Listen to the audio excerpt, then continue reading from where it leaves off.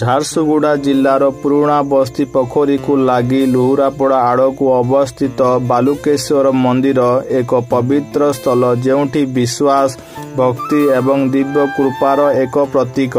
ଏକ ସମୟ ଥିଲା ଯେତେବେଳେ ଏଠି ଭଗବାନ ଶିବଙ୍କ ପୂଜା ପାଇଁ କୌଣସି ମନ୍ଦିର ନଥିଲା। ଭକ୍ତମାନେ ଝାଡ଼େଶ୍ୱର ଏବଂ ଅନ୍ୟାନ୍ୟ ଦୂର ମନ୍ଦିରକୁ ଯାଇ ଦର୍ଶନ କରୁଥିଲେ, ଯାହା ଦୈନିକ ପୂଜା ପାଇଁ ବହୁତ କଠିନ ହୋଇ ପଡ଼ୁଥିଲା। କିନ୍ତୁ ଭକ୍ତିର କୌଣସି ସୀମା ନାହିଁ।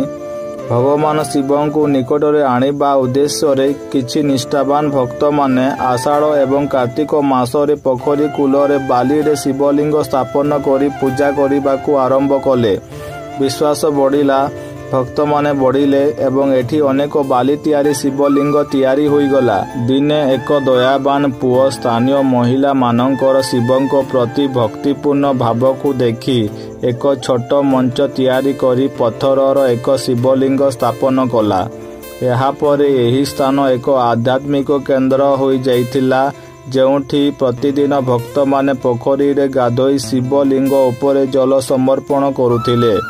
ଏହା ସହିତ ବୋଲବମ୍ ଯାତ୍ରା ଏବଂ ଶିବରାତ୍ରି ଉତ୍ସବ ସମୟରେ ଭକ୍ତମାନେ ବହୁତ ସଂଖ୍ୟାରେ ଆସିବାକୁ ଲାଗିଲେ। ତାପରେ 2010 ମସିହାରେ ଏକ ଉଦାର ଭକ୍ତ ନିଜର ଲମ୍ବିତ ସ୍ୱପ୍ନ ପୂରଣ କରି ଏଠି ଏକ ମନ୍ଦିର ନିର୍ମାଣ କଲେ ଏବଂ ପ୍ରତିଦିନର ପୂଜା ପାଇଁ ଏକ ପୂଜାରୀଙ୍କୁ ନିଯୁକ୍ତ କଲେ। 2022 ମସିହାରେ ସେହି ଭକ୍ତ ଏହି ମନ୍ଦିରକୁ ଆଉ ଅଧିକ ଭବ୍ୟ ଏବଂ ଦିବ୍ୟ କରିବା ପାଇଁ ପୁନର୍ନିର୍ମାଣ ଆରମ୍ଭ କଲେ।